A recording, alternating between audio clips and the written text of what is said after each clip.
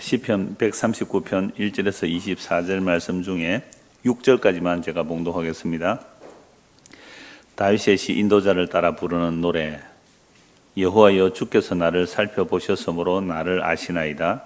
주께서 내가 앉고 일어섬을 아시고 멀리서도 나의 생각을 밝히 아시오며 나의 모든 길과 내가 눕는 것을 살펴보셨으므로 나의 모든 행위를 익히 아시오니 여호와여, 내 혀의 말을 알지 못하시는 것이 하나도 없으시니이다. 주께서 나를 앞뒤를 둘러싸시고 내게 안수하셨나이다. 이 지식이 내게 너무 기이하니 높아서 내가 능히 미치지 못하나이다. 아멘. 나머지 말씀은 또 설교를 하면서 보도록 하겠습니다. 표제를 보면 다윗의 시 이렇게 되어 있죠.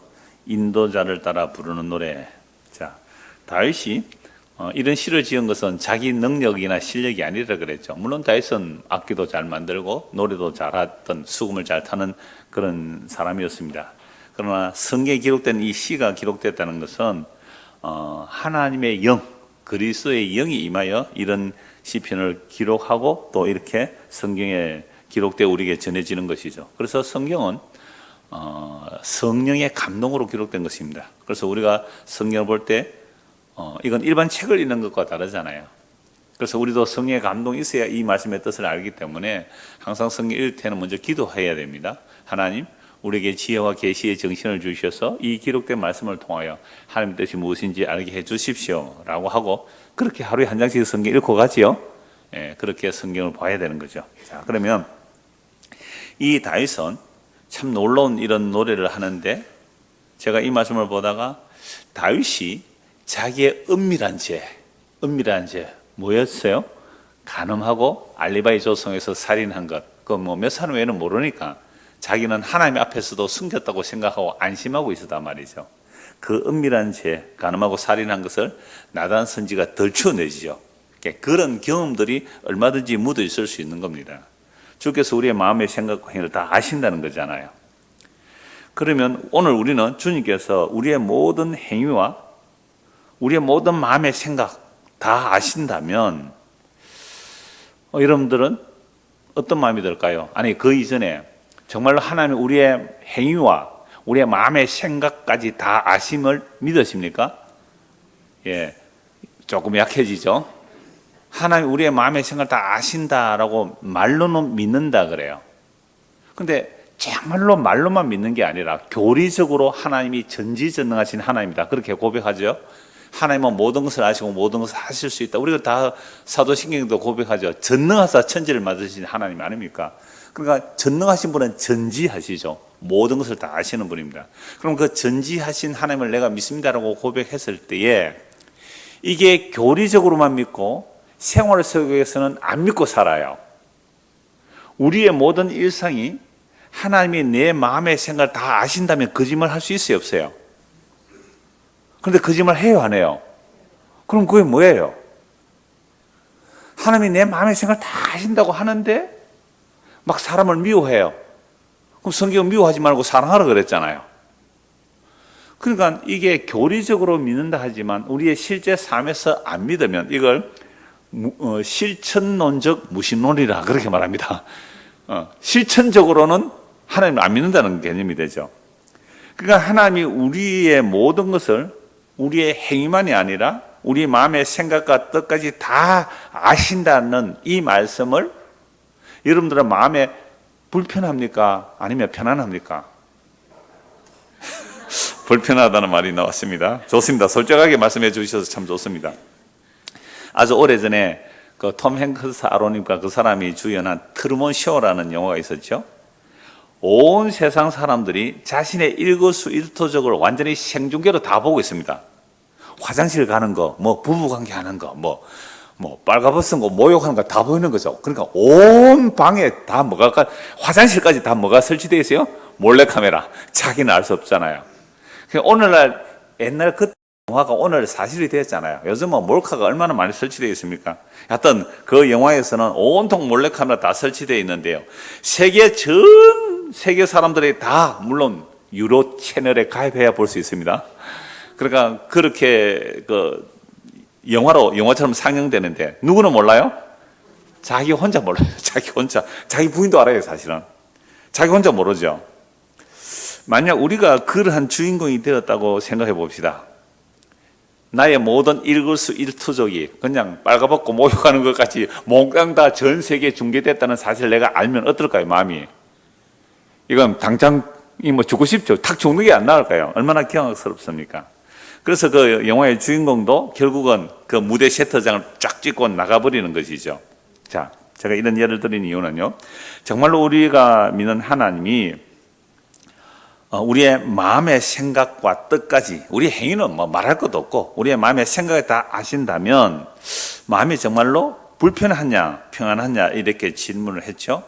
우리의 마음이 불편하다고 답하신 분도 계시는데, 우리 마음이 불편하다고 답을 하신 분, 아니면 우리 모두가 다 그럴 건데, 뭔가 하나님께 숨기고 싶은 것이 있죠. 이건 안 들켰으면 싶은 거 있습니까 없습니까? 이때는 하나님이 안 봤으면 좋겠다. 이때는 하나님이 모른 척하고 눈 감으면 하나님이 다른 사람 봤으면 좋겠다. 이때는 나 안 보고. 그럴 때 있어요 없어요? 뭐 수도 없이 많죠 사실은. 그러니까 하나님의 말씀을 성령께서 우리 안에 이렇게 쫙 비춰주시면 하나님이 내 마음의 생각과 뜻까지 다 아신다는 이 사실이 정말로 믿어진다면 오히려 저는 평안할 것 같아요. 범사에 주님께 맡기고 살면 되지 않습니까? 그래서 그 옛날에 문화재 청장을 지냈던 유흥준 씨, 뭐 나의 문화유산 답사가 유명한 책이 많잖아요. 그분이 이런 얘기를 했어요. 우리나라 문화재를 아는 만큼 보인다. 우리나라 문화재를 내가 알면 아는 것만큼 보이는 거잖아요.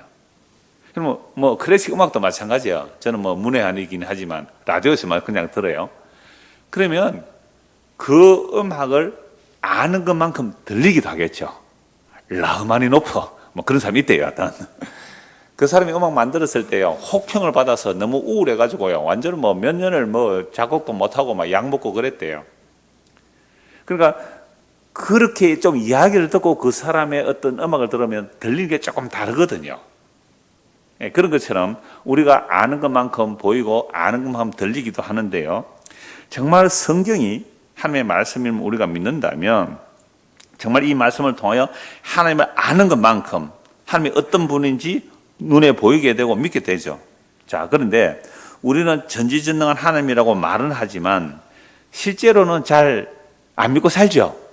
전지하시고 전능하신 하나님임을 성경은 그렇게 말하고 교리적으로 믿지만 사실 우리의 일반적인 삶 속에서 하나님은 전지하시고 전능하시기 때문에 내 마음의 생각을 다 아시기 때문에 합력하여 선을 이루기 때문에 나에게 어렵고 힘든 일이 일어날지라도 이건 불평할 일이 아니고 하나님의 뜻 안에서 하나님의 뜻을 발견하면서 감사할 일이다. 이렇게 삽니까? 그렇게 안 삽니까?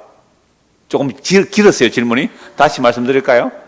하나님이 전지하시고 전능하시다면 나에게 어떤 힘들고 어려운 일이 일어날 때에 불평하고 원망할 일이 아니라 이 일조차도 하나님의 어떤 뜻이 있을까요? 내가 하나님의 뜻을 몰라서 그렇지 이건 하나님의 뜻이 있을까요? 하고 감사할 수 있잖아요. 근데 그렇게 잘 안 돼요. 왜 안 됩니까? 아니 하나님이 전지하시고 전능하다면 나에게 어려운 일이 닥칠 것 같으면 미리 막아주시든지, 안 그래요? 전지전능하신 하나님이 왜 나에게 덜컥 암이 걸리게 하느냐 말이에요. 하나님이 안다면 야 너 몇 년 뒤에 암 걸린다 조심해라 해서 막아주시든지 알려주시든지 뭐 꿈에서 말씀하시든지 그럴 능력이 있는 게 전지전능한 하나님 아니에요? 우리 그렇게 믿고 안 왔습니까 지금까지? 근데 내가 평생을 한 50년 60년 교회 다니면서 살아보니까 뭐 말은 뭐 전지전능한 하나님이라 그러는데 내 삶에 있어서 하나님이 하나도 전지전능 안 하더라는 거예요. 다른 사람들은 집 사면 값이 올라가는데 왜 나는 집을 사면 집값이 내려가요? 희한하잖아요. 다른 사람 주식 사면 주식 올라가는데 왜 내만 주식 사면 내 주식 내려가느냐 이 말입니다. 그런 하나님 여러분 믿고 살고 싶어요. 그게 과연 전지전능한 하나님일까요? 그러니까 오늘 수많은 간증들은 야 전지전능 하나님께서 나에게 이렇게 복을 주셔서 이렇게 잘 되었다라는 그런 하나님이 유통되고 있습니다. 어디서요? 교회에서. 그러니까 우리가 하나님의 전지전능하시면 뭔지를 제대로 모르는 거죠. 그러니까 하나님의 그 전지전능함을 나의 사적 유익, 내 개인의 욕망을 위해서 사용하려고 하니까 그런 도깨비 방망이 같은 하나님을 섬기고 있다라 이 말입니다. 그래서 정말로 하나님의 전지하심을 우리가 제대로 안다면 우리는 회개하게 됩니다. 하나님의 전지하심을 제대로 안다면 회개하게 되어 있다고요. 이제 1절 6절 다시 보겠습니다. 여호와여, 주께서 나를 살펴보셨으므로 나를 아시나이다. 주께서 내가 앉고 일어섬을 아시고 멀리서도 나의 생각을 밝게 아십니다. 하나님이 멀리 계시는 게 아니잖아요. 심지어 우리 안에 영으로 와 계시잖아요. 새 언약의 백성들 하나님의 영이 바깥에 있는 것도 아니에요. 우리 안에 계세요. 구약에는 바깥에 계신다고 해요. 하나님이 우리 안에 계신다고요. 그러니까 우리 안에 뭘 알아요? 생각을 아세요. 하나님의 영 외에는 하나님의 그 깊은 뜻을 알지 못해요. 사람의 마음도 그 사람의 영 외에는 몰라요. 그런데 하나님의 영이 우리 안에 오셨다면 우리의 생각을, 내가 모르는 생각까지도 하나님이 다 아실 거 아니에요. 그래서 우리가 흔히 하나님은 내가 나를 아는 것보다 하나님 더 잘 아신다. 나는 그 말 별로 사용하기를 원치 않아요. 왜냐하면 그건 너무나 당연한 말이지만 하나님이 우리를 지으신 분이잖아요. 하나님이 우리를 지으신 분이란 말이죠. 우리의 생각을 밝게 하십니다. 나의 모든 길과 내가 눕는 것을 살펴보셨으므로 어제 저녁에 어디 주무셨어요? 안방에 잤어요? 아니면 작은 방에 잤어요? 침대에 잤어요? 아니면 바닥에 잤었어요? 다 안단 말이에요. 누구와 눕는 것도 다 아신단 말이에요. 누구와 누워 잤는지 안단 말이에요. 나의 모든 행위를 익히 아시오니 여호와여, 내 혀의 말을 알지 못하시는 것이 하나도 없으시나이다. 주께서 나의 앞뒤를 둘러싸시고 내게 안서나이다. 나를 이렇게 손으로 다 안고 가는 이런 뿅아리 새끼를 이렇게 손으로 감싸고 하잖아요. 그런 것처럼 주께서 나를 안수하시나이다. 이 지식이 내게 너무 기이하니 너무 높아서 내가 능히 미치지 못하겠다. 하나님의 이 놀라운 지식에 대해서는 내가 능히 미칠 수가 없다. 이룰 수가 없다는 하나님의 지식에 있어서. 그러니까 하나님의 나의 모든 은행 심사 하나님 다 아실 뿐 아니라 하나님께서 이렇게 나를 손으로 사고 있듯이 하는 것을 내가 도대체 내 지식으로는 그걸 알 수 없다라고 말하죠. 제가 차재성 교수 우리 교회 한 두 분 와서 말씀 전했죠. 그분이 이제 늦게 신학교로 갔는데요. 물론 외국에서 신학대학원이겠죠. 교수에게 여러 가지 질문을 했대요. 1학년 마치고. 그러니까 1학년 마치고 여러 가지 질문을 하니까 그 교수님의 답변이 이랬단 말이죠. 하나님에 관하여 우리가 모두 답변을 할 수 있다면 우리가 하나님을 경외할 이유가 있을까요?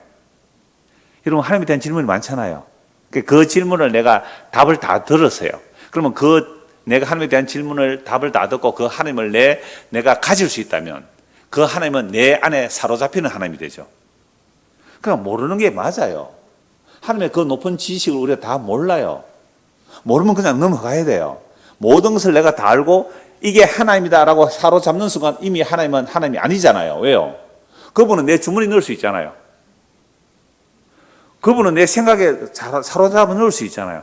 하나님을 내가 흔들 수 있잖아요. 막 보좌를 흔든다면서요. 하나님 보좌를 흔든다면서요. 하나님 내가 안다는 거 아니에요. 하나님 마음대로 움직일 수 있다는 거예요. 여러분, 하나님은 사람에 의하여 좌우되지 않는 분입니다. 너무 높으신 분이란 말이에요. 그러니까 이 차 교수님이 그 질문을 듣고 이거 뭔가 더 있겠다 해서 말씀을 공부하다가 그 마틴 루터의 갈라디아서를 공부하다가 회심이 일어났다는 거죠. 그래서 십자가 신학이라는 논문으로 이제 박사학위를 받았는데요. 그 십자가가 정말 미련한 어린 십자가가 하나님의 신비와 능력이 담겨 있다는 사실을 누가 알겠느냐 말이죠. 그러니까 하나님에 관한 질문 우리가 다 답을 할 수 있고 그 답을 내가 받아낸다면 하나님 이미 내가 가지고 움직일 수 있는 그런 우상이 되어버리는 거죠. 우상. 그래서 하나님 우리가 사실 제대로 안다면, 성경을 통해 안다면 아는 것만큼 우리는 겸손해집니다. 감히 이룰 수가 없는 거죠. 우리가 성경 66권을 토시 하나 안 틀리고 완벽하게 다 외우고 그 뜻과 해석까지 다 한다 할지라도 하나님은 그보다 높으신 분이잖아요. 그러니까 우리는 그 하나님을 제대로 알면 알수록 하나님 앞에 겸손하고 회개하게 된다는 것이죠. 이제 보면 7절에서 12절입니다. 내가 주의 영을 떠나 어디로 가며 주의 앞에서 어디로 피하리까? 내가 하늘에 올라갈지라도 거기 계시며 서울에 내 자리를 펼지라도 거기 계시나이다. 내가 새벽 날개를 치며 바다 끝에 가서 거주할지라도 거기서도 주의 손이 나를 인도하시며 주의 오른손이 나를 붙드시리이다. 내가 혹시 말하기를 흑암이 반드시 나를 덮고 나를 두른 빛은 밤이 될지라 할지라도 주에게서는 흑암이 숨기지 못하며 밤이 낮과 같이 비추이나이다. 주에게는 흑암과 빛이 같음이니이다. 자, 1절에서 6절까지는 주님께서 모든 것을 다 아신다. 우리의 모든 걸 다 아신다는 말씀이잖아요. 그러니까 처음에 그랬잖아요. 하나님께서 나의 모든 생각을 다 아시니까 좀 불편해요? 안 불편해요? 불편하죠. 그래서 이 불편함을 해결하기 위해서 어디로 간다고요? 하나님 얼굴 앞에서, 하나님 앞에서 좀 도망가고 싶은 거죠. 하나님 앞에서 좀 피하고 싶은 겁니다. 옛날엔 주의 신 그렇게 돼 있고 지금 주의 영인데요. 그러면 하나님은 하나님의 영이 같은 분이잖아요. 그럼 하나님께서 일하실 때에 하나님의 영이라고도 하고 또 하나님 앞에 선 그 스랍들은 좌우에 뭐가요? 눈이 가득하다 그러잖아요. 7 눈을 가졌다 이렇게 표현하잖아요. 성령을 7 눈을 가졌다 이렇게도 표현하기 때문에 7이랑 완전하잖아요. 하나님의 눈에서 피할 곳이 없다. 하나님의 얼굴, 하나님의 눈에서 피하여 숨을 수가 없는데, 그런데 하나님이 우리를 모든 걸 다 안다니까 좀 피하고 싶은 거죠. 그래서 어디로 피한다고요? 하늘에 한번 올라가 보는 거죠. 물론 우리가 하늘에 올라갈 수 없죠. 그러니까 사람들이 생각하는 어떤 사람의 손이 미치지 않는 저 하늘 꼭대기 같은 그런 높은 곳에 피하여도 그게 하나님의 앞이잖아요. 피할 수가 없는 거죠. 서울까지 또 피하는 거죠. 서울, 죽음의 자리입니다. 죽은 자들이 가는 그곳에 음부에 가서 내 자리를 편다 할지라도 거기 주님이 계시는 거죠. 참 놀라운 표현이죠. 여러분, 죽음의 자리에는 누가 안 계십니까? 하나님이 안 계시고 하나님의 생명이 끊어진 자들이 가는 곳이 서울, 음부, 지옥이거든요. 그럼 그곳에 하나님 계신다는 거잖아요.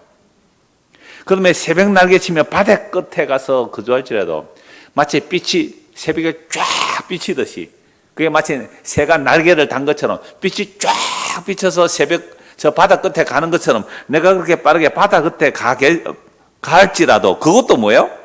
하나님 앞인데요. 그러니까 내가 어디를 갈지라도 어디에 있을지라도 주의 손이 나를 인도하시고 주의 오른손에 나를 붙들어 주시는 거죠. 그러니까 도망갈 수가 없잖아요.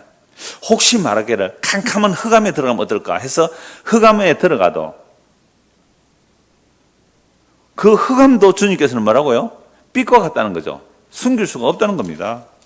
그래서 그 11절 보십시오. 내가 혹시 말하기를 흑암이 반드시 나를 덮고, 이거 뭐 서울에 내려간다는 것도 마찬가지 표현일 수 있죠. 나를 두른 빛은 밤이 되리라 할지라도, 여러분 진짜로 힘들고 어려운 일이 있으면 밤중에 괴로울 때 어떤 마음이 들어요? 내일 아침에 태양이 떠오르지 않기를. 그런데 그럴수록 아침에 태양은 더 찬란하게 떠오릅니다. 그러니까 그 말은 뭐예요? 내가 괴로우니까 그냥 온통 캄캄해서 아무도 나를 몰라봤으면 좋겠어. 그죠? 아무도 나를 몰라봤으면 좋겠어. 여러분, 지금 우리나라도 코로나 3년을 지나면서 특히 청년들이 실업 문제 또 뭐 여러 가지 문제들로 인하여 은둔한 청년들이 한 13만 명 된대요. 이게 이미 일본에서는 뭐 몇십 년 전에 일어났던 일이잖아요. 그러니까 일본에 한국에 막 일어나고 있는데, 은둔형 외톨이들, 뭐 일본말로 그런 뭐 용어가 있습니다만, 방 안에 들어앉아서 어떻게 해요? 가족도 안 보는 거예요. 캄캄한 어둠 속에 아무도 날 불러내지 말라. 그러니까 밥은 언제 어떻게 먹어요? 집안 식구들 다 나가고 나면 혼자 나와서 밥 먹고 또 방에 들어서 문 잠가 버리는 거죠. 저는 이런 말씀도 그렇게 적용해 볼 수 있을 거예요. 그냥 흑암이 나를 덮어달라. 그런데 그렇게 갇혀있는, 스스로 자기를 유폐시킨 그 청년들이 이 말씀을 안다면 나와야죠. 내가 아무리 문을 닫고 내 혼자 캄캄한 가운데 있을지라도 주께서 내 마음의 생각을 다 아신다면 문을 열고 박차고 나와야 됩니다. 혹시 또 문 닫고 숨어 계시는 분들 이 말씀 들으면 그거 숨어 있을 수 없어요. 문 열고 나오세요. 문 열고 나오세요. 주에게는 흑암이 숨기지 못하며 밤이 낮과 같이 비추이나이다. 주에게는 흑암과 빛이 같습니다 라고 말하죠. 여러분, 하나님의 선지자는 요나가 어떻게 합니까? 여호와의 얼굴을 피하려고. 선지자도 여호와의 얼굴을 피하잖아요. 내가 주의 영을 떠나 어디로 가리까? 오늘 설교제목이 어디로 피하리까인데요. 7절에 내가 주의 영을 떠나 어디로 피하리까? 아무리 피해도 피할 수 없다는 거잖아요. 서울에 내려갈지라도 피할 수 없는 거예요. 바다 끝에 갈지라도 하늘에 갈지라도 흑암 가운데 들어갈지라도 절대 못 피합니다. 이것은 하나님이 절대로 나를 지키지 못할 거야. 그런 곳 없어요. 요즘은 전자파 차단을 하기 위해서 특별한 공간을 만들면 거기에 아예 전자파가 이렇게 들어오지 못하도록, 그러면 해킹도 안 되는, 뭐 대통령실 같은데 해킹 지금 당했잖아요. 도청. 미국에서 도청 당했어요. 그러면 외국 사람들이 도청을 못하도록 어떻게 해야 돼요? 벙커를 만들어야 되잖아요.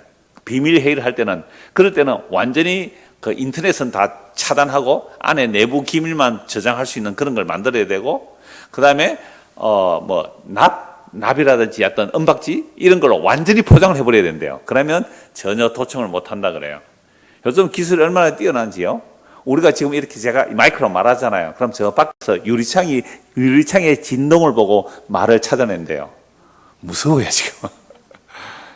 적외선 카메라 같은 거요. 밖에서 비치면 이 안에 몇 명 들어와 있는지 적외선 카메라로 빌딩을 투사시켜서 그 사람들의 모양도 다 찾아내는 겁니다. 여러분, 세상에 인간의 기술과 과학도 이렇게 우리가 숨을 데가 없는데 천지를 말씀으로서 창조하시는 그 하나님 앞에 숨을 데가 어디 있겠느냐 말이에요. 어디로 피할 수 있습니까? 그러나 이 하나님이 불편해요? 감사하고 평안해요? 불편하니까 우리는 어떻게 해요? 피하고 싶죠. 특히 뭐 할 때? 죄 지을 때. 하나님 안 봤으면 싶을 때. 하나님 나를 안 봤으면 좋겠어요. 그런 것은 다 죄 지을 때입니다. 그럴 때마다 나는 하나님을 피하고 싶어요. 그러나 피할 곳이 없습니다. 그런데 선지자라는 요나가 여호와의 얼굴을 피하려고 니느웨에 가서 회개하라고 범전을 했더니 세상에 니느웨 사람이 너무 미워가지고 그리로 안 가고 다시스로 가려고 요바에 가더니 마침 다시스라는 배를 타고 배 가장 밑에 내려가서 깊이 잠들어 버리죠. 하나님 어떻게 하십니까? 풍랑을 보내고 흔들어 깨우죠. 그러니까 선원들이 왜 이렇게 풍랑이 일어났을까? 그 무역설이죠. 주로 그때는 그 짐들을 다 갖다 버렸다고요. 누구 때문에 손해봅니까? 요나 때문에 완전히 손해를 다 봤어요. 그래도 풍랑이 잠잠하지 않으니까 이건 무언가 종교성이 다 있거든요. 사람들은 이거 무언가 어떤 신에게 죄를 지은 사람이 우리 배에 탔다. 조사하자. 그럴 때는 뭐 해요? 제비뽑기 하는 거죠. 그러니까 제비뽑기 하는데 한 놈 어디가 있어요? 저 배 가장 밑에 보고 자고 있어요. 깨워서 제비 뽑아라. 그렇죠? 이 풍랑은 나 때문에 그렇다. 내가 하나님의 말씀을 어기고 도망가서 나 때문에 그러니까 나를 바다에 던져라. 선원들이 던질 수 있어요? 없어요? 없어요. 왜요? 아니 그렇게 고백하는 그 여호와 하나님, 하나님 말을 안 듣는다고 풍랑을 이렇게 하나님이 만약에 요나를 바다에 던졌다가 그 하나님이 우리에게 벌 주면 어떻게 할까? 겁이 나서 못 던지는 거예요. 겁내지 말고 날 던져라. 날 던지면 바다가 잠잠할 거야. 그때는 선지자다워요. 선지자는 그래야 돼요. 날 죽여라. 그러면 된다. 이렇게 해야 되죠. 그래서 바다에 던졌더니 풍랑이 잔잔하니까 그 선원들이요. 그 여호와 하나님께 경배했다니까요. 그런데 밑에 큰 물고기를 준비하죠. 저는 고래로 봅니다. 거대한 물고기. 물고기에서 3일 동안 있는데 거기서 요나가 회개 기도하거든요. 그때 뭐라고 기도하느냐면요. 물고기 뱃속을 서울이라 그래요. 물고기요. 맞잖아요. 무덤이잖아요. 물고기 뱃속에. 예수님께서 요나의 표적 외에는 다른 표적 안 보여준다 그랬잖아요. 그게 무덤에 들어가신 거 아니에요. 3일 동안 물고기 뱃속에. 그러니까 요나가 물고기 뱃속에서 내가 서울에서 주께 간구합니다. 내가 주 앞에서 쫓겨났을지라도 성전을 향해 기도합니다. 라고 했을 때에 그 서울이 땅끝, 그러니까 산의 뿌리라 그래요. 산의 뿌리. 산의 뿌리가 어디 있어요? 산의 뿌리까지 내려갔다라고 했을 때에 회개하죠. 그때 이제 물고기가 요나를 토해내니까 다시 이제 니느웨로 가서 회개의 복음을 선포하게 되죠. 그러니까 요나도 이러하다면 뭐 오늘 우리도 마찬가지죠. 그러나 주의 얼굴을 피할 곳은 없습니다. 물고기 뱃속이라도 서울이라도 음부라도 흑암이라도 주님께서는 흑암과 빛이 같다고 말씀하시잖아요. 누가 주의 이 얼굴을 피할 수 있습니까? 누가 주의 손길을 피할 수 있습니까? 정말로 오늘 우리가 예수를 믿고 이 말씀을 제대로 믿는다면요, 죄 지을 때마다 이 말씀이 생각날 수밖에 없어요. 저도 목사로서 오랜 세월을 지났지만 정말 청년 때, 어릴 때부터요, 죄를 지을 때 이 말씀들이 생각이 안 났으면 좋겠어요. 솔직히 안 그래요? 내가 나쁜 짓, 흔히 말하는 그 나쁜 짓을 할 때 생각이 안 났으면 좋겠어. 그래야 죄 짓는 일이 더 재밌을 거 아니에요. 근데 우리가 흔히 말하는 윤리 도덕적 개념이라도 죄를 지을 때 세상에 이 말씀이 자꾸 생각나면 죄 짓는 일이 어때요? 재미가 없어. 에이 하고서 안 짓게 되네. 마음의 찬송이 떠나질 않아요. 내가 싶어도 피할 수가 없는 거예요. 그래서 끌려가는 거죠. 내가 스스로 죄 안 짓는 게 좋아서 주님을 사랑하고 가는 게 아니라 죄 짓고 있으면 하나님께서 자꾸만 내 니 다 본대. 내 니 생각 다 안다. 니 지금 무슨 마음 품고 있는지 내가 알아. 이게 괴로워서 그게 아무 재미가 없는 거예요. 그럼 실험 한번 해보실래요? 그 교인들이 안 가야 될 장소들이 있잖아요. 안 갈 장소가 없긴 하지만 약간 곳에 가서 놀아보세요. 한번 실컷 한번 놀아보죠. 그게 재미가 있으면 문제죠. 근데 재미가 없어서 돌아오는 거예요. 그러니까 여러분들이 훌륭해서 어느 날 놀러 안 가고 예배당에 와 있는 게 아니고 그게 재미가 없어서 여기 앉아 있는 거 아니겠어요? 주의 그 얼굴을 떠나 어디로 피할까? 피할 곳 없어요. 피할 곳 없어요. 이제 보면 13절 보십시오. 주께서 내 내장을 지으시며 나의 모태에서 나를 만드셨나이다. 내가 주께 감사함은 나를 지으심이 심히 기묘하심이라. 주께서 하시는 일이 기이함을 내 영혼이 잘 아나이다. 내가 은밀한 데서 지음을 받고 땅의 깊은 곳에서 기이하게 지음을 받을 때에 나의 형체가 주의 앞에 숨겨지지 못하였나이다. 내 형제들이 이루어지기 전에 주의 눈이 보셨으며 나를 위하여 정한 날이 하루도 되기 전에 주의 책에 다 기록이 되었나이다. 하나님이여 주의 성에 내게 어찌 그리 보배로우신지요. 그 수가 어찌 그리 많은지요. 내가 세려고 할지라도 그 수가 모래보다 많도소이다. 내가 깰 때에도 여전히 주와 함께 있나이다. 여러분 1절에서 그 12절까지는요, 여호와 하나님의 그 전지하심을 여러 모양으로 노래했잖아요. 내 성과 내 누움과 내 행위와 내 마음의 생각까지 다 아십니다. 내가 어디를 도망갈지라도 그것은 하나님 앞에서 피할 수 없습니다 라고 노래했는데요, 13절에서 16절에서는요 모태에서부터 나를 지으신 그 주님을 찬송해요. 그 주님께서 내 내장을 지었다. 13절에 내 내장, 이 내장이라는 말이 우리 오장육부와 마찬가지죠. 우리의 내장. 근데 성경은요 우리의 영혼의 자리를 때로는 내 내장 이렇게 말해요. 또는 콩팥 이렇게도 말하고요. 또는 심장이라도 말하죠. 그러니까 우리 몸의 가장 깊은 곳을 내장이라고 합니다. 그럼 우리의 우리 사람의 가장 깊은 곳, 그 영혼의 자리로도 봐요. 우리를 지으셨다. 내 내장을 지으셨다. 어디서요? 나의 모태에서 하나님께서 나를 만드셨다라고 되어 있죠. 그러니까 하나님께서 우리를 모태에서 만드셨단 말이에요. 우리가 어떻게 모태에서 만들어져서 사람이 되어 나왔는지 얼마나 놀라워요. 여러분 계란 드시죠? 계란. 예. 그 계란을 깨보면 어때요? 안에 액체죠. 노란 자가 있고 흰 자가 있고. 근데 그 계란이 유정란 같으면 어미닭이 품고 있으면 뭐가 나와요? 뼈가 생겨요. 닭이 나와요. 병아리가 나와요. 아니 그 액체 속에서 세상에 병아리가 나와서 나중에 이 부리를 톡톡 쪼아내면요 부리가 있고 눈이 있고 털이 있고 세상에 어디서 나왔어요? 아니 아무리 여러분 계란 후라이 할 때 껴서 드셔보세요. 그 무슨 뼈가 있고 그게 무슨 그 부리가 있고 그 닭털이 다 있습니까? 에? 안 신기해요. 그럼 계란 후라이 하나 해 드셔도 닭이 돼 나온다고요? 이건 정말 놀라운 일이에요. 어떤 최첨단의 과학자도 지금 그거 만들어낼 수 있어요? 없어요? 없어요. 물론 중국에는 가짜 계란도 만든다 합니다만 희한하죠.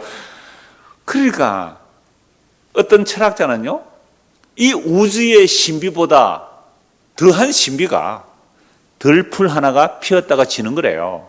그럼 이름도 모를 덜풀 하나가 피었다 지는 그것도 우주의 신비보다 더 큰 신비, 아니 우주도 감당할 수 없는 그 신비라면 우리가 여러분 사람이 되어서 여기 이렇게 주의 말씀을 듣는다고 앉아 있는다는 거, 이거 신묘막측한 일입니다. 이게 14절 내가 주께 감사하면 나를 지으심이 심히 기묘하시면, 이걸 옛날 성경에 신묘막측함이라. 그러면 정자 난자가 만나가지고, 그죠? 그럼 무슨 뼈가 있습니까? 그건 눈이 있습니까? 머리카락이 있습니까? 뼈가 있습니까? 세상에 우리의 어머니의 모태 속에서 나를 지으신 분이 누구라고요? 요 하나님이 나를 지으셨대요. 그게 아니고 남자 여자 결혼해서 생겼죠. 그건 불신자고요. 적어도 우리가 예수를 믿는다는 사람은 내가 모태에서 지으심을 받았다는 거, 하나님이 지으셨다는 거, 하나님께서 직주하셨다는 거, 이거 너무너무 놀라운 신묘막측함이잖아요. 그래서 오늘 우리가 살아서 숨을 쉬고 말할 수 있다는 거, 이거 기적 중에 기적입니다. 우리 중고등 학생들 그랬잖아요. 여러분들은 왜 태어났습니까 하니까 헤엄을 빨리 쳐서 태어났대요. 헤엄을 빨리 쳐서. 애들 생물 시간에 배웠잖아요. 여러분 남자의 한 번 그 사정하는 정액 속에 뭐 수억 마리가 넘는 정액 정자가 헤엄을 치잖아요. 생물 시간에 배웠으니까 저는 우리 앞에서 얘기했잖아요. 헤엄을 잘 치서 지가 나왔대. 그 억 마리가 1억 마리가 넘는 그 정자들 속에서 하나가 난자를 만나 어떤 형성이 되었다. 이건 과학자들이 설명하는 거잖아요. 아니요, 우리는 뭐요? 하나님의 지으심이요 하나님의 신묘막측함이라고요. 그래서 15절 내가 은밀한 데서 지음을 받고 땅의 깊은 곳에서 기이하게 지음을 받은 때에 나의 형체가 주 앞에 숨겨지지 못하였나이다. 이 말 하기 위해서 이 말씀하는 거예요. 내 형체가 만들어지기 전에도 아신 주님, 만들어지기도 아신 주님, 어떤 정자와 어떤 난자가 만나서 하나의 사람이 될지를 내가 형태가 만들어지기도 전에 아시는 주님. 16절 내 형질이 이루어지기 전에, 벌써 이루기 전이잖아. 내 형질이, 사람의 형태가 이루어지기도 전에 주의 눈이 나를 보셨대요. 어느 누가 이 주님의 눈길에서 할 수 있을까요? 어느 누가 주님의 얼굴 앞에서 숨길 수가 있을까요? 이루어지기 전에 주의 눈이 보셨으며 나를 위하여 정한 날이 하루도 되기 전에 주의 책에 다 되었나이다. 그러니까 우리가 태어나기도 전에 책에 기록이 되었다는 말은요, 하나님의 우리가 태어났다 이 말입니다. 이걸 창세전 언약이라 그래요. 얼마나 놀라워요. 그러니까 오늘 우리가 이렇게 복음을 듣고 있다는 것이요, 하나님 우리가 태어나기도 전에 책에 기록된 내용들이 일어나는 거잖아요. 우리가 하나님을 선택한 게 아니고, 우리가 하나님을 부른 게 아니라 하나님이 우리를 택하여 부르시는데, 우리가 태어나기도 전에, 우리가 형질이 새겨지기도 전에 생명책에 기록해놨다고요. 그러니까 그 생명책에 기록된 자들이 구원받는다고 요한계시록에서 말씀하고 있잖아요. 근데 우리나라 능력 있는 목사는 지 말 안 들으면 생명책에 기름에 지운대. 이런 미친 인간이 어디 있어요? 그게 하나님이랑 모독하는 겁니다. 우리의 형질이 이루어지기 전에 주께서 우리를 보시고 그 정한 날이 하루도 되기 전에 주의 책에 다 기록되었습니다. 하나님이여, 하나님이여, 주의 생각이 내게 어찌 그리 보배로우신지요. 여러분, 오늘 우리가 숨 쉬고 말씀을 들을 수 있고 주의 이름 부른다는 게 어찌 그리 보배로우신지요. 이건 찬양 안 하면 이상한 거예요. 지금 내가 이름들 표정 보니까 별로 찬양하는 편지가 아니에요. 지금 이 말씀 안 들었다는 거예요. 지금 이건요, 기뻐 뛰고 춤출 일이에요. 주여 우리를 지으심이 신묘막측하나이다. 어찌 그리 보배로우신지요. 그 수가 어찌 그리 많은지요. 내가 세려고 할지라도 그 수가 모래보다 많도소이다. 내가 깰 때에도 여전히 주와 함께 있나이다. 이거 잠 깰 때로 해석하는 사람이 있지만 아니요, 우리가 죽었다가 깨어날지라도 그때 내가 어디요? 주와 함께 있나이다. 얼마나 놀라운 말씀인지 몰라요. 다니엘서 12장을 한번 보십시오. 다니엘서 12장입니다.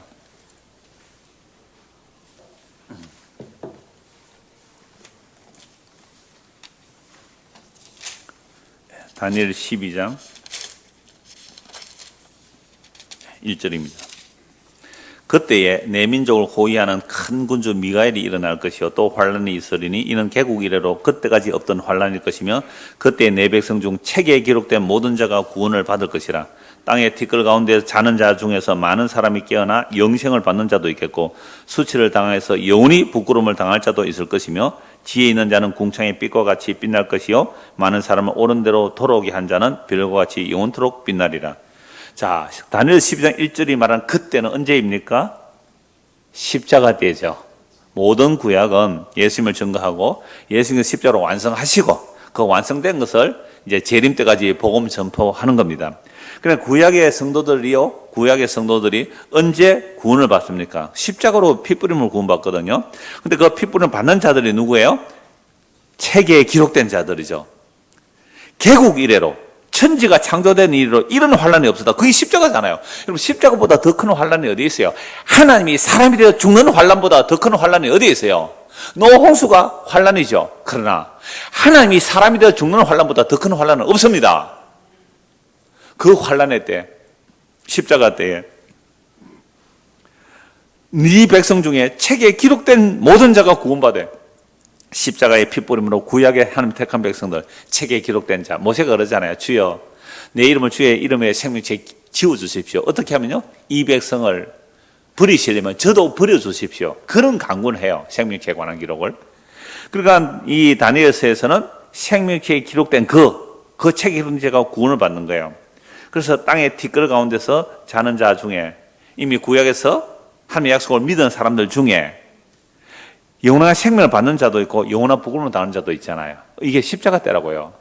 그래서 베드로서에 보면 예수께서 죽으심으로 육체로 죽으시고 영어로는 살림을 받아. 그러니까 십자가에서 사실은 완전히 죽는 것은요, 하나님과 예수 그리스도 사이의 하나됨이 진짜로 끊어져요.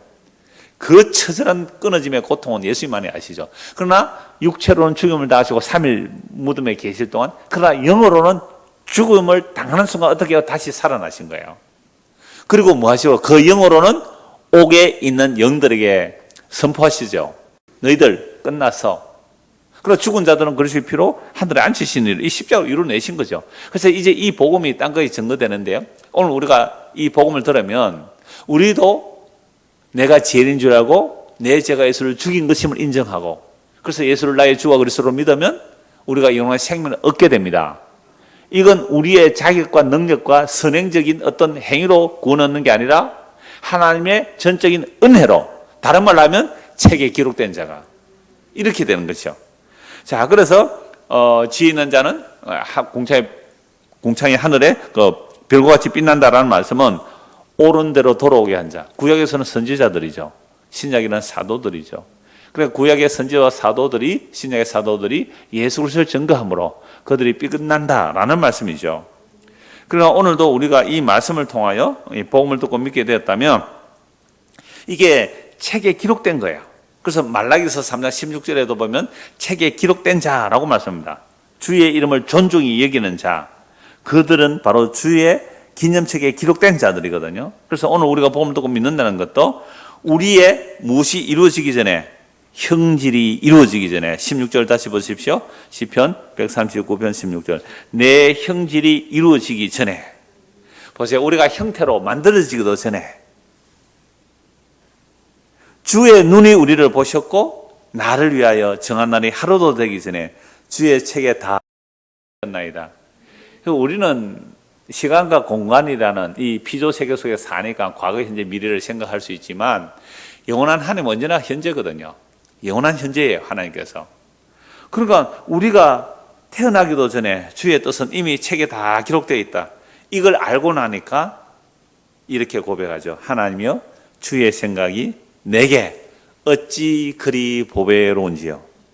여러분, 진짜 하나님 말씀을 보면서 주님의 그 뜻을 알고 믿는다면 주님의 생각이 나에게 보배가 되는 거죠. 어찌 그리 그 생각이 많은지요. 내가 세려고 할지라도 그 수가 모래보다 많습니다. 내가 깰 때도 여전히 주와 함께 있을 것입니다. 이게 제가 방금 다니엘서를 읽은 말씀과 연결해서 보시면 이런 말씀이 이렇구나 라고 알 수 있죠.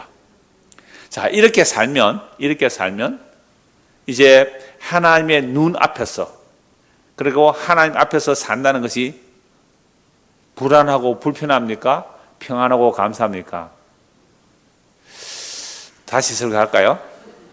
하나님 우리의 생활 다 아신다는 이 하나님을 정말로 알고 믿고 산다면 불편하고 불안합니까? 평안하고 감사합니까? 예, 두 번째 답이 커지는 것은 아니라 그랬습니다. 정말 평안하고 감사한 일이에요. 그런데 진짜 내 삶의 형편이 어떠하든지 간에 사람들이 나를 볼 때 온갖 조롱을 다 할지라도 내가 평안하고 감사하고 하나님 앞에서 내가 삽니다. 네 하나님 앞에서 사는데 왜 홀라당 망했니? 너는 왜 암이 들렸니? 조롱할 수 있죠, 사람들이. 아니 그게 뭔 상관인데? 내가 깰 때에, 내가 죽었다가 깰 때에 내가 주님 안에 함께 있는 것을 아는데요.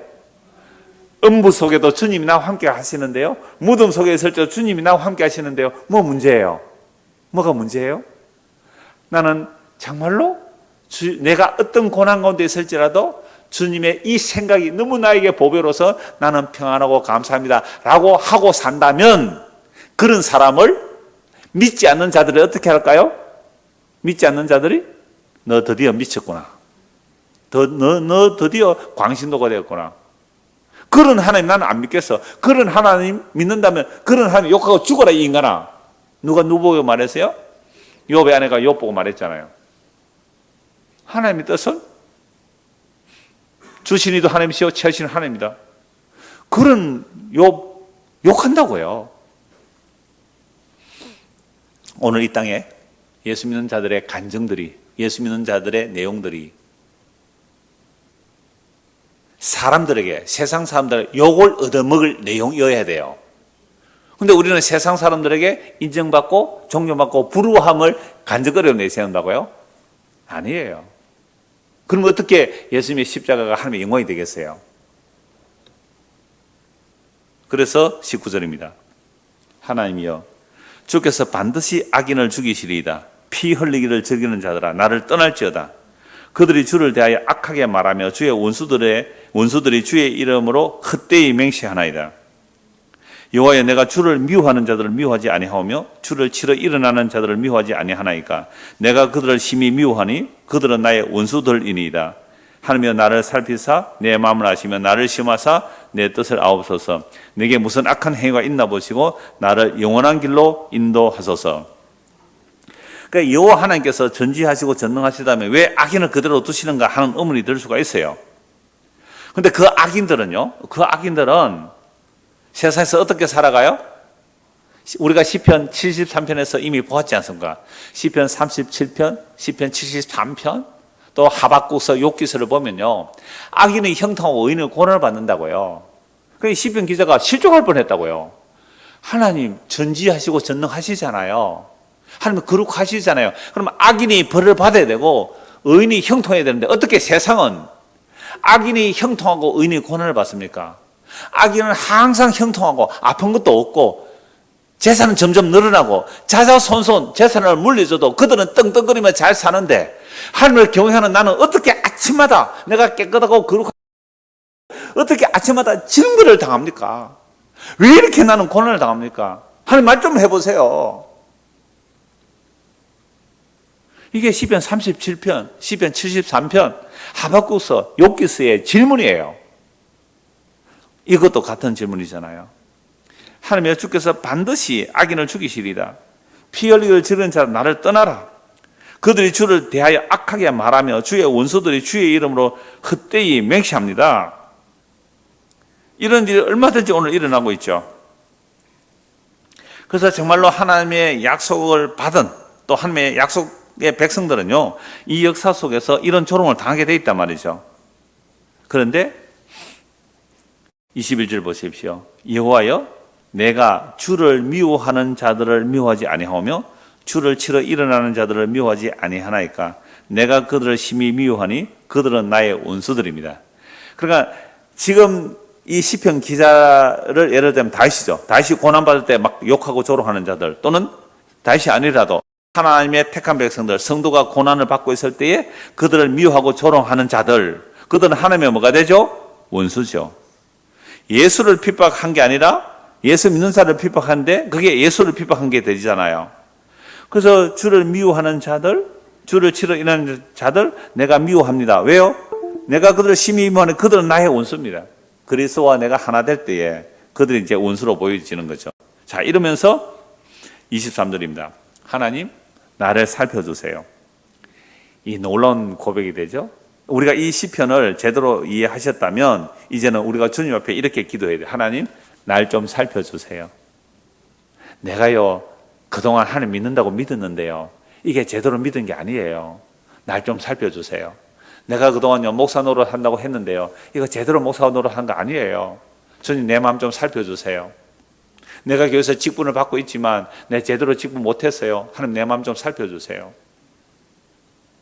내 마음을 아시며 나를 시험하시고 나를 테스트 하셔서 내 뜻을 좀 알아주세요. 이 말은 내 뜻을 뭐요? 덜추어내 주십시오. 덜추어내 주십시오.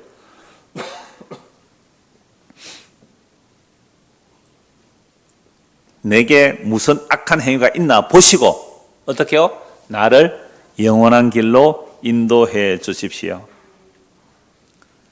그래서 오늘 우리가 말씀 보는 이유가 뭘까요? 제가 왜 하루에 한 장이라도 성경 읽자고 할까요? 저는 목사라는 직업을 가진 게 감사한 이유가 뭐냐 하면 이런 말씀을 늘 봐야 되니까, 안 보면 안 되니까, 어쩔 수 없으라도 봐야 되니까, 보면 이 말씀이 내 안을 살펴주시거든요. 내 마음의 생각을 말씀이 덜쳐내거든요. 그러면 내 죄가 드러나요. 내 죄가 드러나요. 목사가 왜 그래?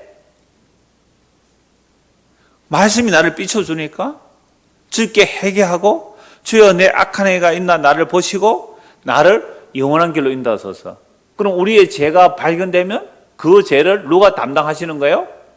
예수님이 담당하셨기 때문에 그 예수에게로 가서 주여 나를 불쌍히 여기소서. 이게 어디로 인도받는 거예요? 영원한 길로 인도받는 거잖아요. 히브리서 4장 보겠습니다. 히브리서 4장입니다. 신약 성경 히브리서 4장.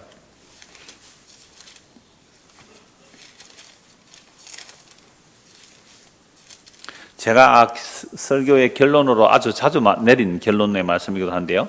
저는 오늘 시편 139편을 보다가 히브리서 4장 12절 13절 이 말씀이 시편 139편의 해석과 같다 이렇게 보았습니다.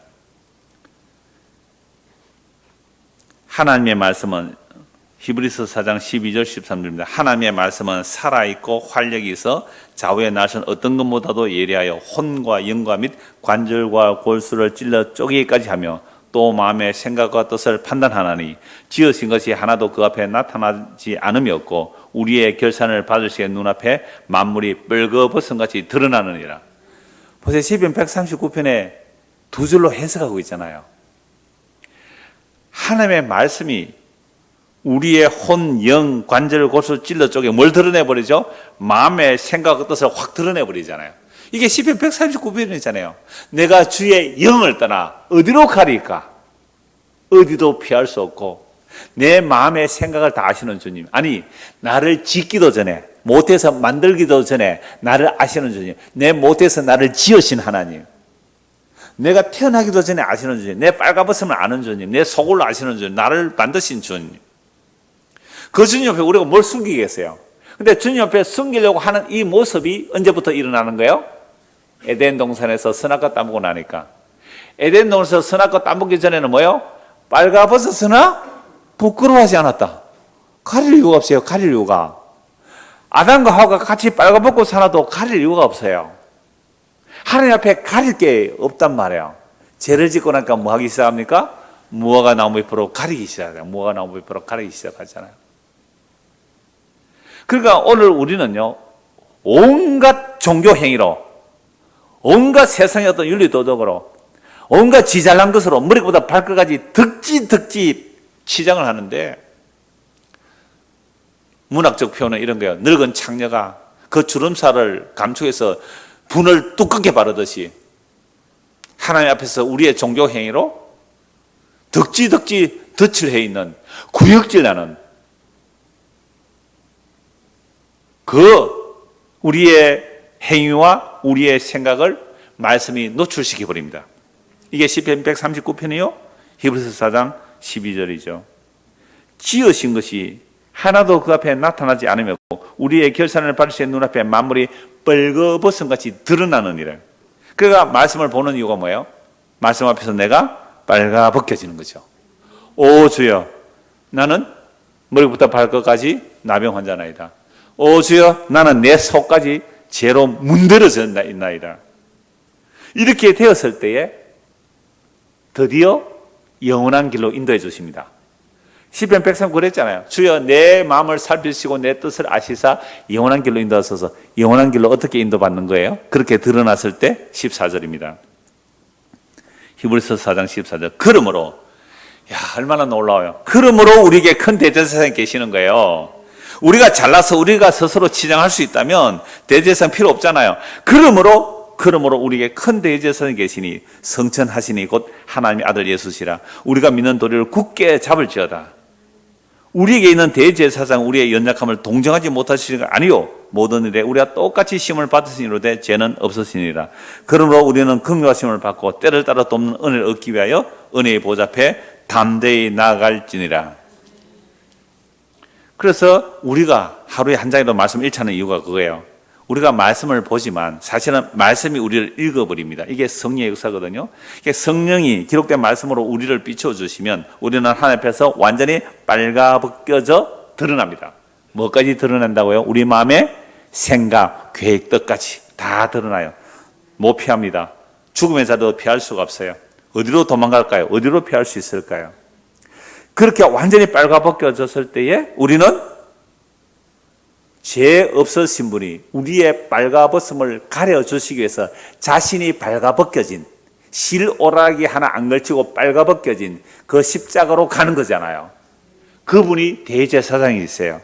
그분이 구원주가 되세요. 그분이 우리를 영원한 생명으로 인도하셨단 말이죠. 그러므로 오늘도 우리는 그 긍휼하심을 받고 때를 따라 돕는 은혜를 얻기 위하여 은혜의 보좌 앞 그 십자가 앞으로 담대히 나아가는 겁니다. 이게 이제 오늘 설교 마쳤는데요. 제가 설교 마치고 그동안 제가 박진희 씨 시를 소개를 몇 번 종종 했는데요. 이제 한 10편 남으니까 몇 편 소개할지는 모르겠습니다. 오늘 설교가 이렇게 마무리를 하고 그 다음에 박진희 씨가 보낸 시를 보는데 또 비슷한 분이 참 많아서 오늘도 한번 소개하고 마치려고 합니다. 다행히 이제 두 번 그러니까 우리 교회에 두 분 오셨나요? 두 분 출석하셨고 제가 식사하면서 만났고 또 간단간단히 만나서 많은 교제를 못했는데요. 잠시 교제하면서 그분의 표현대로 하면 저의 뭐 어떠함은 없었습니다. 그래서 잠시 말씀을 나누고서 어느 날 이 말씀을 보니까 또 시편에서 정말 그리스도가 보였다. 물론 성당에 나가다가 처음 이제 교회 나가서 이 얘기는 했어요. 그래서 집회를 마치고 왔는데 십자가에 죽은 그 예수가 하나님이다. 그러면 그 십자가에 죽은 예수는 내 죄 때문에 죽었으니까 내가 예수를 죽인 죄인이다. 그분이 하나님이다. 이게 확 마음에 받아들여진 거죠. 그러면서 시편을 보면 진짜 그게 같아요. 앞에 이게 몇 편인지 뭐 그게 그거 같은데 어느 날 시편을 보는데 여기서 예수 그리스도가 보이더라 해서 이제 시편을 쭉 기록했는데요. 오늘 139편도 읽고 마무리하도록 하겠습니다. 전능하신 임마누엘. 제목 시편 139편이 이제 이분의 제목은 이제 전능하신 임마누엘이에요. 저는 뭐라고 했어요? 어디로 피하리까? 그렇게 제목을 붙였고요. 전능하신 임마누엘 박진희. 나의 발걸음들, 나의 생각들, 나의 소리들 시작부터 끝까지 모든 것을 알고 계시나니 하나님은 진실로 전능하십니다. 성령으로 기름 부으시니 내 모든 행위를 감찰하셨음을 나의 선함도 악함도 그저 주님 앞에 낱낱이 죄의 흑암으로 바랜 벌거벗음일 뿐입니다. 나를 품으신 날부터 나의 형질을 그리며 나의 완성을 이루어 주시려 부러지는 해산의 십자가 나의 날이 다 되기도 전에 주의 책에 기록하셨나이다. 주의 생각들이 너무 높아 깨달을 자 아무도 없으나 주의 성령이 나와 함께 하시니 이 보배로운 지혜 속에 나의 새 창조를 보게 하십니다. 죄인들의 행위를 쫓지 않고 흑암에서도 빛을 발하고 흑암과 빛이 한결같은 영원한 길 오직 그 길 따라 전능하신 임마누엘과 동행하게 하옵소서. 우리도 날마다 하나님의 말씀을 통하여 그 말씀 앞에 우리의 생각까지 완전히 다 벌거벗듯이 드러나야 어디로 간다고요? 우리의 벌거벗음을 가려주시기 위해서 천지를 창조하신 말씀이 하나님이 되시고 그 하나님이 우리의 죄를 대신 짊어지시고 자기가 빨가벗겨져서 우리를 의의 옷으로 입혀주신 그 주님이 밝히 보이는 자들은 그 예수님의 십자가의 피의 능력으로 우리를 영원한 길로 인도하실 겁니다. 이 예수님을 믿고 살아가는 저와 여러분 되기를 소원합니다. 기도하겠습니다. 하나님 아버지, 우리는 사람들 앞에 자기를 가리려고 옷으로 또는 세상의 어떤 이런저런 조건들로 자기를 치장합니다. 이런 습관이 하나님 앞에서도 나의 어떤 종교 행위로 나의 어떤 것들로 가리려고 합니다. 주여, 이런 우리의 생각을 다 아시는 주님, 주의 말씀으로 우리를 완전히 벌거벗겨 주셔서 참으로 주님의 그 십자가 대제사장 그분에게 속히 달려가는 우리 모든 믿음의 형제 자매들이 되도록 은혜를 베풀어 주시옵소서. 예수 그리스도를 믿도록 기도드리옵나이다. 아멘.